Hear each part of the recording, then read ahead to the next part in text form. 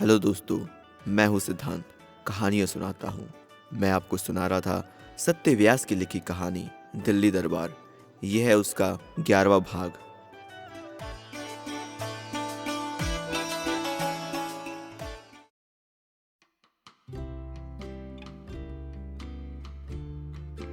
सुबह हमेशा एक जैसी ही होती है, एक रस, एक वर्ण, एक रूप लिए।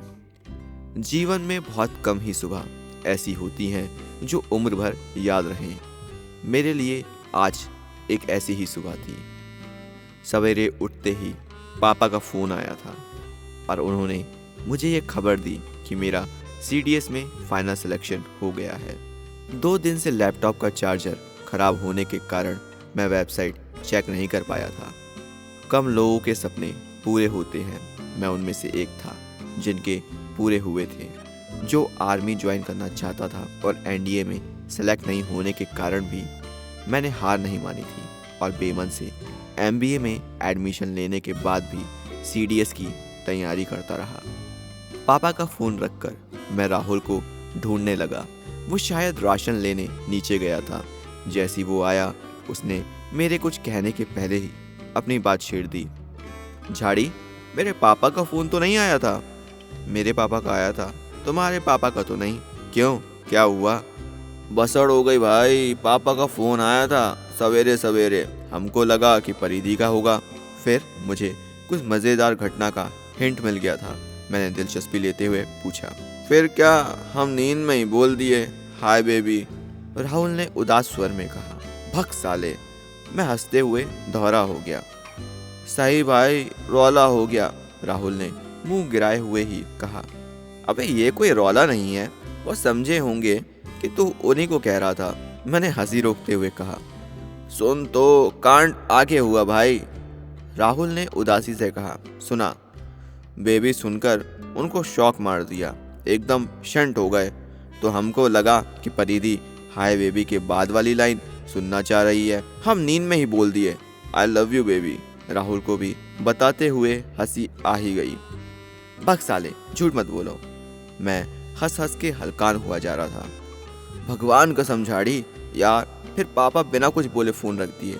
तब से मिजाज लहरा हुआ है। यार झाड़ी, तेरे पास अगर फ़ोन आए तो कह देना कि हम अच्छे से पढ़ रहे हैं, नहीं तो लोड ले लेंगे वो, राहुल ने कहा। कह देंगे भाई, लेकिन हमको पता है कि अंकल का फ़ोन क्यों आया था, मैंने कहा। क्यों आया था बे? राहुल ने अचरज से पूछा। तुमको ये बताने के लिए कि मेरा फाइनल सिलेक्शन हो गया है, मैंने मुस्कुराते हुए कहा। क्या? राहुल ने खुशी से आंखें फाड़े हुए कहा। हाँ भाई, आखिरकार। गले मिल भाई, इतना बढ़िया न्यूज़ दिया है, आज तो पार्टी होगी, दारू पियेंगे आज। डन। ओ, अब समझ में आया, पापा सवेरे हमको टोचन देने के लिए फ़ोन किए थे कि मोहित के पापा मिठाई बंटवा रहे हैं और तुम हम लोगों से दोना चटवा रहे हो। राहुल ने सोचते हुए ऐसा कहा कि मुझे हंसी आ गई। हंसते हुए ही मैंने कहा, चल पहले बटुक शर्मा को मिठाई तो दे आए। हाँ चलो, इसी बहाने यार का दीदार तो होगा, राहुल ने हंसते हुए कहा। हम मिठाई खरीदकर बटुक शर्मा के दरवाजे पर थे। घंटी राहुल ने बजाई। कान, भीतर से बटुक शर्मा की आवाज़ आई। जमाई राहुल, राहुल ने तेजी से शैतानी भरा जवाब दिया। कौन है? अब की बार कड़क आवाज़ आई। जी मैं राहुल, राहुल ने तुरंत शब्द व्यवस्थित कर दिए। बटुक शर्मा ने दरवाज़ा खोला और राहुल को देखकर कुछ कहते तब तक मैंने मिठाई का पैकेट आगे बढ़ा दिया। जे किस खुशी में बेटे जी? बटुक शर्मा ने पूछा। Uncle, I have cracked CDS. Cracked CD? ठीक क्या बेटे, एकदम बढ़िया किया जो सीडी तोड़ दी तुमने। जे चक्री ही छोरों को खराब कर रही है आजकल, बटुक शर्मा ने मिठाई खाते हुए कहा और राहुल की तरफ इशारों से देखते हुए कहा। मैं समझ गया कि मेरी अंग्रेजी बटुक शर्मा के पल्ले नहीं पड़ी और वो उसे फिल्मों की सीडी समझ रहे हैं। हार कर मैंने सीधे लफ्जों में कहा, अंकल मेरी नौकरी लग गई है। सरकारी है? बटुक शर्मा ने फौरन सवाल किया। जी अंकल। अरे जे बड़ी खुशी की बात है, एक मिठाई और खिला। मैं तो पीछे ही जानता था कि तू जरूर कुछ करेगा, मेरा कमरा ही इतना भाग्यशाली है। तेरे पीछे जो लड़का किराएदार था ना, वो भी सफाई विभाग में जमानतदार हो गया था इसी कमरे से। बटुक शर्मा ने ऐसी तुलना की जिससे मेरी सारी खुशी काफुर हो गई। ठीक है अंकल, हम चलते हैं, मैंने निकलने में ही भलाई समझी। अरे थम तो, शरबत तो पीता जा। परे दे, अरे छोरी, शरबत बना ला जल्दी। बटुक शर्मा ने कहा, नहीं अंकल, आज हम जरा बाहर जा रहे हैं, शाम को आते हैं। मैंने कहा, किस विभाग में नौकरी हुई तेरी बेटे? बटुक शर्मा ने पूछा। जी आर्मी में। मैंने कहा, साबो वाली पोस्ट पर? बटुक शर्मा ने फिर पूछा। जी अंकल। बहुत अच्छे बेटे, बहुत बढ़िया, बड़ी खुशी हुई जब सुन के। बटुक शर्मा ने मिठाई का पैकेट टेबल पर रखते हुए कहा। जी अंकल, कहकर मैं और राहुल कमरे से निकल गए। अभी हम नीचे पहुंचे ही थे कि बटुक शर्मा ने पीछे से आवाज दी, बेटे सुन जरा। हाँ अंकल बोलिए। मैंने कहा, जरा अपने पापा का फोन नंबर देना। बटुक शर्मा ने कहा, जी अंकल नोट कीजिए, कहकर मैंने पापा का फोन नंबर बटुक शर्मा को लिखवा दिया। पैदल चलते हुए सिगरेट की दुकान पर हम पहुंच गए। सिगरेट जलाते हुए राहुल ने बेतुका सवाल पूछा, ये सरकारी नौकरी क्या होता है झाड़ी, जो मेरे बाप और तुम्हारे बाप करते हैं? मैंने भी सिगरेट राहुल से लेते हुए बेतुका जवाब दिया, मतलब उनके अलावा दुनिया में कुछ नहीं है? नहीं, हमारी दुनिया में तो नहीं, हम वहीं तक सोच पाते हैं। मैंने भी सफ़ेद धुआं आकाश के हवाले करते हुए कहा, ठीक कहते हो, पापा हमेशा माँ को सुनाते रहते हैं, नौकरी हो तो सरकारी, वरना बेचो तरकारी। राहुल ने आधी जली सिगरेट जमीन पर मसल दी। मध्य वर्गीय पिताओं की कई विशेषताओं में से एक विशेषता है उनकी सामाजिक नज़र। ये नज़र महज एक नौकरी से तौल ली जाती है। कल तक चौक चौबारों में बैठकर धूम्र छल्ले उड़ाने वाला लड़का महज एक नौकरी के बाद इन पिताओं को रात भर लालटेन की रोशनी में पड़ने वाला दिख जाता है। कल तक अपने बाप की मोटर बाइक पर घूमने वाला आवारा इन्हें अक्सर कोचिंग सेंटर के बाहर बाइक पर बैठ पड़ता दिखने लगता है। कल तक इन निकम्मों का नाम भी न जानने वाले ये पिता अब गोत्र तक की तलाश में लग जाते हैं। ये परिवर्तन या तो अपने बेटे को सस्ता बताने के लिए होता है या बेटियों का रिश्ता बनाने के लिए। इसके उलट लड़कों के साथ एक समस्या ये भी होती है कि वो 16 की उम्र में ही शादी के लिए शारीरिक रूप से तैयार भले हो, 61 की उम्र तक मानसिक रूप से तैयार नहीं हो पाते।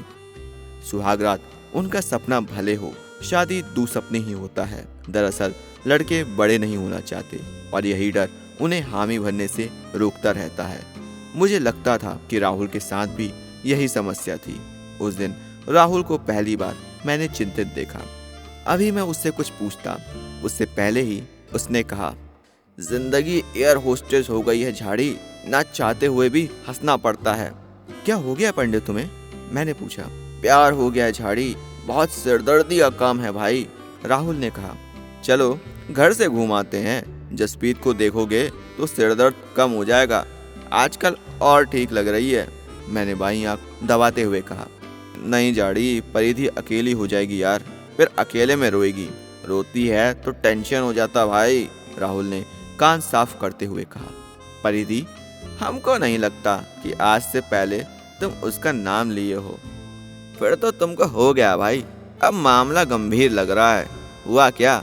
मैंने पूछा। बटुक शर्मा ने तेरे पापा का नंबर जो मांगा था ना? राहुल ने कहा। हाँ तो? मैंने आश्चर्य से पूछा। वो दरअसल परिधि से तेरे रिश्ते की बात के लिए मांगा था। राहुल बात पूरी नहीं कर पाया। जा रे साला, बटुक तो पूरा बटुक है, तुम भी कैसी बात लेकर परेशान हो? मैंने कहा, वो बात नहीं है झाड़ी, हम जानते हैं कि तुम मना कर ही दोगे, लेकिन यार जब उसके दिमाग में इसकी शादी की बात आ ही गई है तो और कितने दिन रुकेगा? 6 महीने या ज़्यादा से ज़्यादा साल भर, फिर उसके बाद तो कहीं ना कहीं कर ही देगा। राहुल ने आंखों के कोने को तर्जनी और अंगूठे से रगड़ते हुए कहा, परिधि संभाल लेगी, तुम चिंता मत करो। वो भी हम जानते हैं झाड़ी, लेकिन ये सब काम तो दूसरे कर रहे हैं, हम क्या कर रहे हैं? राहुल ने खुद से ही सवाल किया। और करना क्या चाहते हो तुम? पता नहीं, बस उसकी शादी में सलाद से छोटा भीम नहीं बनाना चाहते यार। राहुल ने कहा, हंसाओ मत साले, कुछ सोचो। शादी अगर करनी ही है तो तब तक कोई प्राइवेट ही पकड़ लो। तुमको क्या लग रहा है हम नौकरी के लिए परेशान हैं? तो फिर नौकरी तो बाल बढ़ाने से मिल जाएगी झाड़ी। हम परेशान इसलिए हैं कि साला 25 साल की उम्र में कोई शादी करता है क्या? और फिर इस बकलंट ससुर से हम शादी की बात कैसे करेंगे, जिसको हम गांजा भर के सिगरेट पिलाए, जिसको हम अपना 40 जीबी का खजाना दिखाए, उससे उसी की बेटी के लिए शादी की बात कैसे करेंगे? राहुल ने जोर देते हुए कहा, तुम साले बटुक को पॉर्न कब दिखाए? मुझे हंसी आ गई थी। आया था एक दिन, कहता है कितना बड़ा मोबाइल का स्क्रीन ठीक रहेगा, उसी दिन भर दिया मोबाइल में।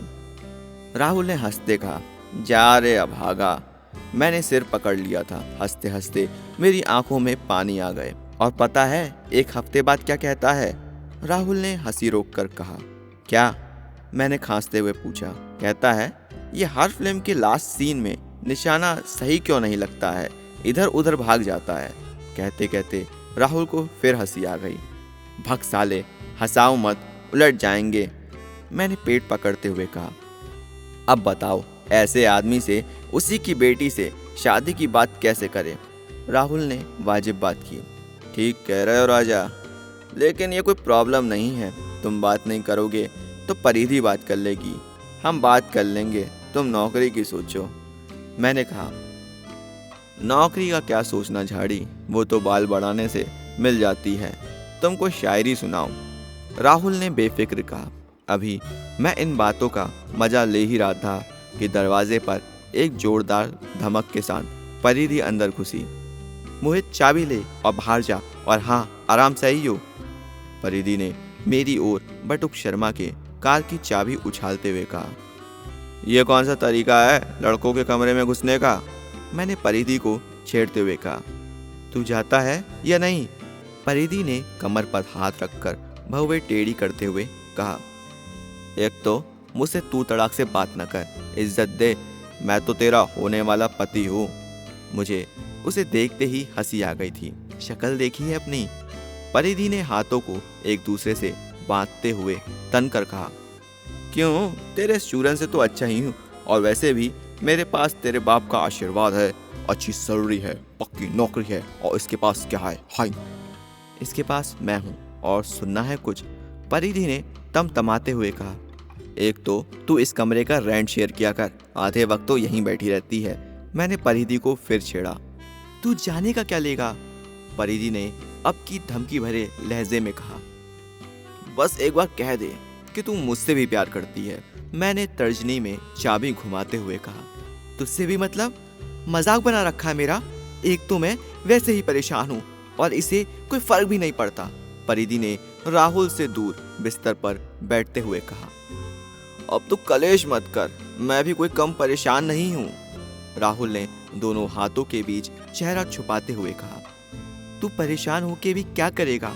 छत की ओर देखेगा और खो जाएगा, जमाई लेगा और सो जाएगा। परिधि ने राहुल की नकल करते हुए कहा। उसके कहते कहते ही राहुल को जमाई आ गई। परिधि का गुस्सा 7वें आसमान पर चढ़ गया।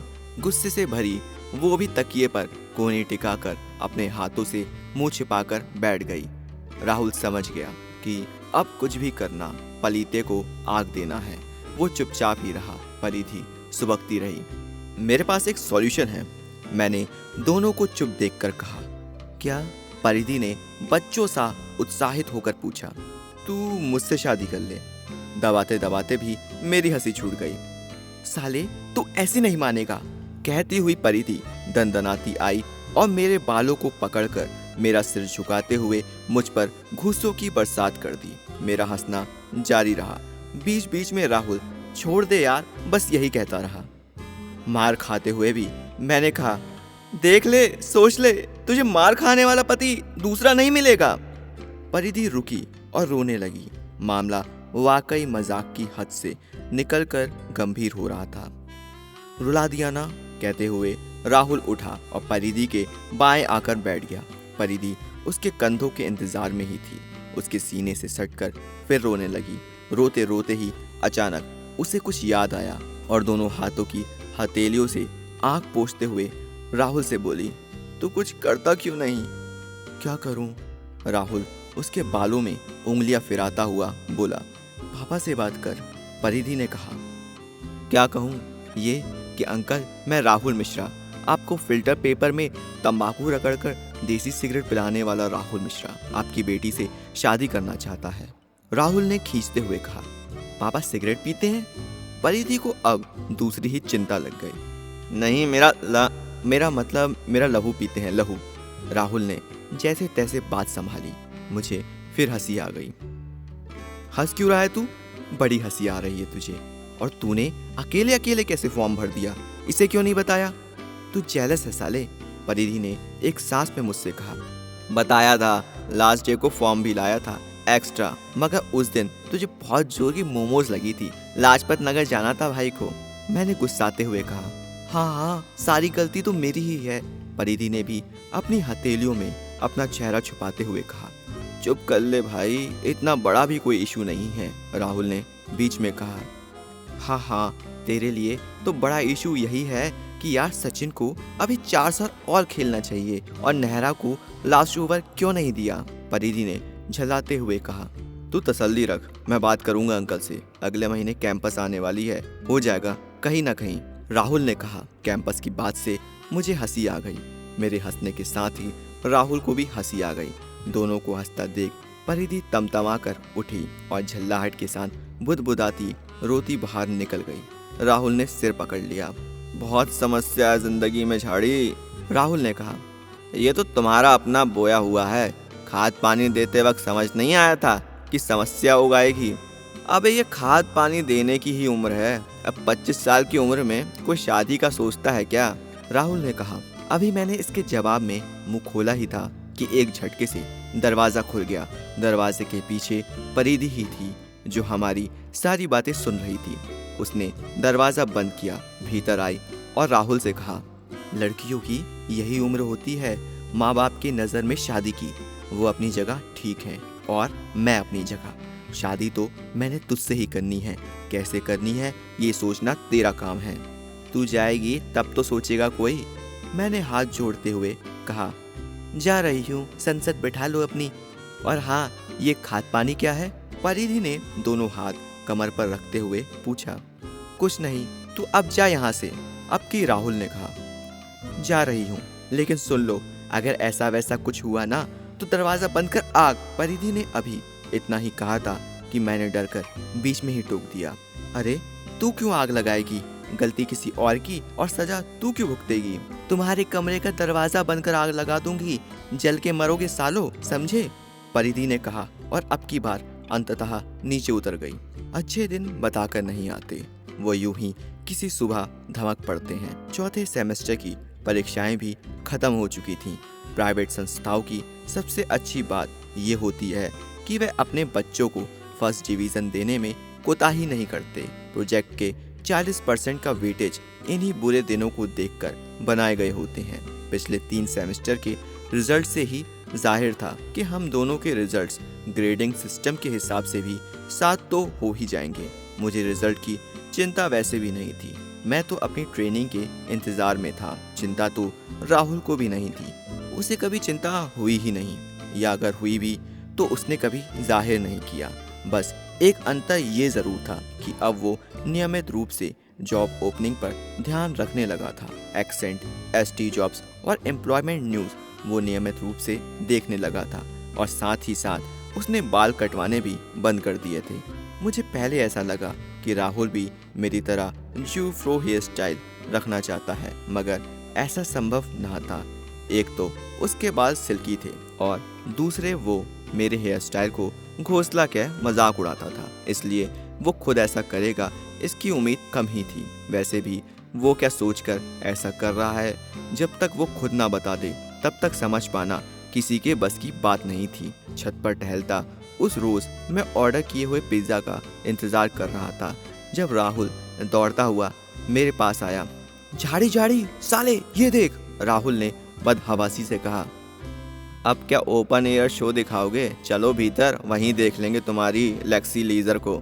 मैंने पॉर्न फिल्म समझते हुए कहा। अबे लेक्सी लीजर नहीं, मेरा फ्यूचर है भाई। राहुल ने तपाक से लैपटॉप मेरी जांघों पर रख दिया। मतलब? अबे लैपटॉप बहुत गर्म है बे, मैंने उसे देखते हुए पूछा। मतलब ये देख, मैनेजमेंट ट्रेनी की वैकेंसी का ड्राफ्ट, राहुल ने कहा। ये पहेली में बात ना अपनी कॉल सेंटर वाली रानी से करना, हमको सीधा सीधा बताओ, मैंने खींच कर कहा। लैपटॉप की गर्म बैटरी से मेरी जांघ झुलस सी गई थी। हाईवे अथॉरिटी में मैनेजमेंट ट्रेनी की वैकेंसी आने वाली है, राहुल ने चमकती आंखों से कहा। आने वाली है? मतलब अभी आई नहीं? मैंने पूछा। नहीं, राहुल ने कहा। तो तुझे कैसे पता? मैंने पूछा। वही तो बता रहा हूँ, सुन। तुझे याद है मैंने महिका के लैपटॉप में की लॉकर सेट कर दिया था, राहुल ने समझाते हुए रुक रुक कर कहा। हाँ, तुमको उसकी सुचिता की चिंता लगी थी, मैंने मजाक किया। भाग साले, बात सुनो। वो लैपटॉप दरअसल उसके बाप का था और वो उस दिन उसी लैपटॉप से ऑनलाइन थी। हम तो उसी में की लॉगर डाल दिए थे। कुछ दिन बाद ही पता लग गया कि लैपटॉप बूढ़ी हड्डी का है। सादा बूढ़ा या तो क्रिकेट का वीडियो सर्च करता था या फिर सिल्क स्मिता का फोटो, कुछ और काम ही नहीं करता था। और फिर महिका के साथ मेरी ऐसी तैसी भी हो गई थी, इसलिए हम इस पर ध्यान देना छोड़ दिए थे। लेकिन की लॉगर हटाए नहीं थे। आज महिका के पापा का पीए उसको एक लेटर मेल किया। उसमें गलती देखकर पहले तो उसको अंग्रेजी में प्यार किया, फिर उस ड्राफ्ट को रीटाइप करके भेजा कि इसका ऐसा प्रिंट निकाल के कल हमको ऑफिस में दिखाना। जो रीटाइप किया है वो तुम्हारे सामने है, राहुल ने एक एक शब्द पर जोर देते हुए कहा। तो ये कौन सा तुम्हारा ज्वाइनिंग लेटर टाइप कर दिया है पंडित, कि सांस और खांस दोनों चलने लगी है तुम्हारी, लैपटॉप देखते हुए कहा। ज्वाइनिंग लेटर ही है झाड़ी, ध्यान से देखो, राहुल ने लेटर पर उंगलियां फिराते हुए कहा। सिंपल सा जॉब एप्लीकेशन का ड्राफ्ट है, इसमें क्या खास है इतना, मैंने लेटर को देखते हुए कहा। तुम बैल है, ध्यान से देखता तो 3 बातें दिखती, राहुल ने कहा। कौन कौन सी? याद करो, उस दिन महिका रेस्टोरेंट में बताई थी कि उसके पापा रिटायरमेंट से पहले उसे हाईवे अथॉरिटी में प्लेस कर देना चाहते हैं, और वैसे भी वो हमसे ये बात कई दफ़ा कही है, इसलिए सिर्फ 2 सीट हैं और उसमें से भी एक वुमेन के लिए रिजर्व्ड है। मतलब साफ है कि ये पोस्ट महिका के लिए निकाली गई है, राहुल ने कहा। बेवकूफ़ी भरा इन्फ्रेंस है, फिर भी आगे कहो, क्या कहना चाहते हो, मैंने राहुल से कहा। बात को समझो, वो सिर्फ 1 सीट, वो भी वुमेन के लिए रिजर्व नहीं निकाल सकता था, इसलिए 2 सीट निकाला, राहुल ने कहा।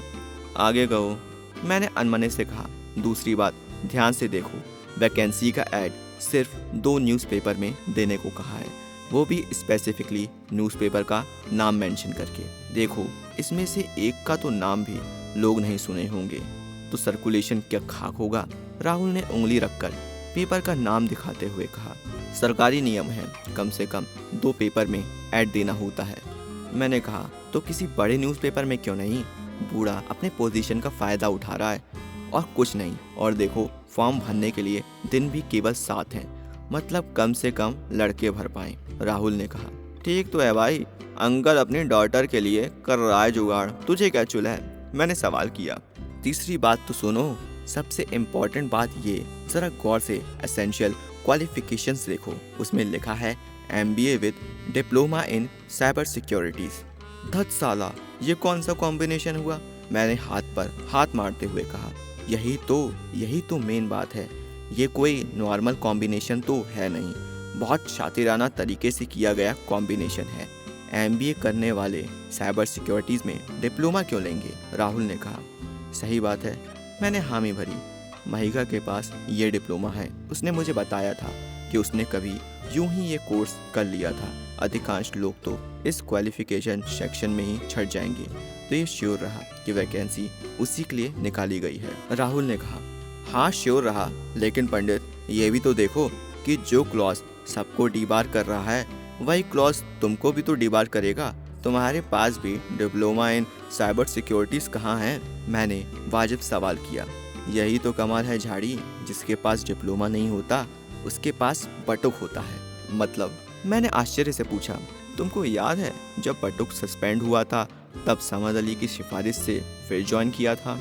हाँ याद है, उसी दिन तो बटुक बाबू डोडा बर्फी लिए बिना आईडी कार्ड पहने सीधा पवेलियन में घुस गए थे। मैंने कहा, हाँ वही, वो सिफारिश फ्री में नहीं लगा था झाड़ी। राहुल ने थप्पड़ के डर से मुझसे दूर जाते हुए कहा, तो फिर तुम बटुक से पैसा लिए थे? मैंने बहुए तानते हुए पूछा। नहीं, पैसा नहीं, उसके बदले हम उससे साइबर सिक्योरिटी का डिप्लोमा लिए थे। राहुल ने अब थप्पड़ के डर से दोनों हाथों से चेहरा छुपाते हुए कहा। साले, डायन भी साथ घर छोड़ देती है, तुम अपने ससुर का ही हजामत कर दिए। मुझे हंसी आ गई थी। मदद कर दो झाड़ी, मेरा भी घर बस जाएगा यार। मेरे बाबू भी शान से कहेंगे कि बेटा सरकारी नौकरी करता है। राहुल ने फिर नाटक शुरू किया। तो पढ़ाई कर, मैंने कहा। पढ़ाई करके क्या होगा झाड़ी, नौकरी तो बाल बढ़ाने से मिल जाती है यार। राहुल ने फिर वही बात दोहराई। मरो साले, मैंने कहा।